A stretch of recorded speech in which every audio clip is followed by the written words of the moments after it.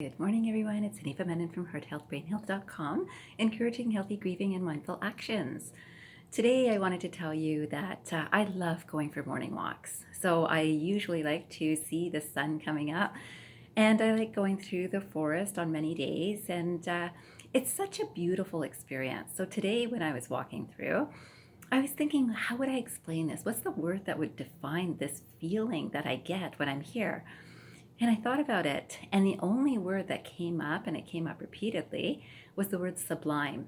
And that's what I felt actually described this experience that I was having of being in the forest. And again, between the scent of the forest, the fresh morning, the dew that I was seeing, the sunrise that was coming up. So all of that combined gave a sublime feeling. And so I thought I'd look up the definition of the word sublime. And sublime is an adjective, if used as an adjective. It says, of such excellence, grandeur, or beauty as to inspire great admiration or awe. So that's the definition of sublime, and I thought that's very fitting. It was very appropriate for what I was experiencing. And then, of course, as you know, I love to look up quotations that also define my experiences. So I came across one by Immanuel Kant, and this quotation says, whereas the beautiful is limited, the sublime is limitless, so that the mind in the presence of the sublime, attempting to imagine what it cannot, has pain in the failure, but pleasure in contemplating the immensity in the attempt. So does that make sense? So if the mind is trying to figure out, how do I define this, as I was this morning, it's not so satisfied because there's no words to define what is experienced. And yet there is such a pleasure in even contemplating the immensity of that attempt. So I also saw a few other quotes, and I thought, what other things would fall into this category of sublime? And I think that oftentimes music can fall into that. So sometimes you hear a piece of music that just so lifts you, and you can't define why. For me, a lot of times it's words, and many times in music, but sometimes even just reading words. So, of course, reading these quotations always lifts me. It's a feeling that I can't explain, but it's sublime. And then I thought, what else gives that feeling? And I thought, truth does that for me, love does that for me.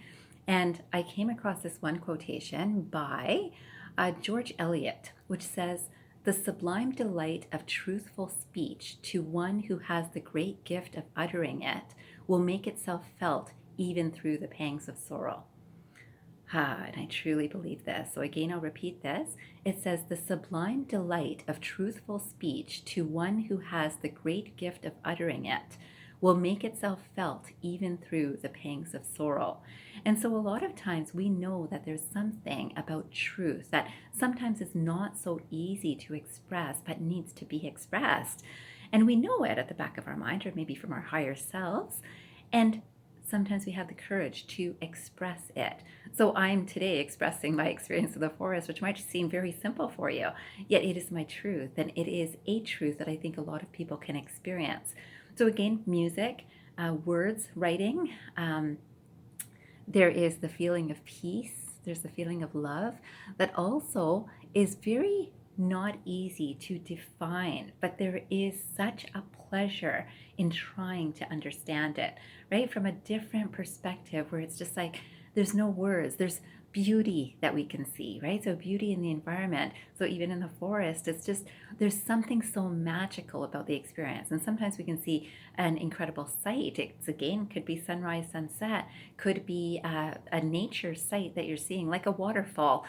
It could be a particular tree that just draws your attention. It could be a bird, right? So all of these different things that, again, you're really liking. And it's not naming the bird, naming the tree, naming the waterfall that you're seeing. It's experiencing it. And this is how life can be too. So I found one more quotation by John A. Aughey. And this quotation is about sensual pleasures. And I thought this was very interesting because, again, this came across my path today in the same time that I'm thinking of sublime. And if you've seen my videos on the conscious evolution in sexuality, you'll see that even this can have a sublime experience when we raise ourselves to a higher level of experience. So when we're raising ourselves or gaining or growing in our consciousness, these experiences start penetrating all of our experiences. So it could be our friendships become more meaningful. It could be our relationships become that much more powerful. It could be our work that we do is so much more satisfying. And so I thought I'd end today with this quote. And I also, of course, want to give you an exercise to do for the next 5 minutes after this video. If you can sit and think of something that you know that you have experienced that you could define as sublime. This is sublime. So it could be books that you read, it could be poetry, it could be places you go, it could be experiences with friends or relationships. See, is there some moment that you have experienced that you could define as sublime? This quotation says, "Sensual pleasures are like soap bubbles, sparkling, effervescent. The pleasures of intellect are calm, beautiful, sublime, over-enduring, and climbing upwards to the border of the unseen world." And this is it. There is something even beyond intellect, and I'll say this is us moving into spirituality. This experience of the sublime is you getting in touch with your own spirituality.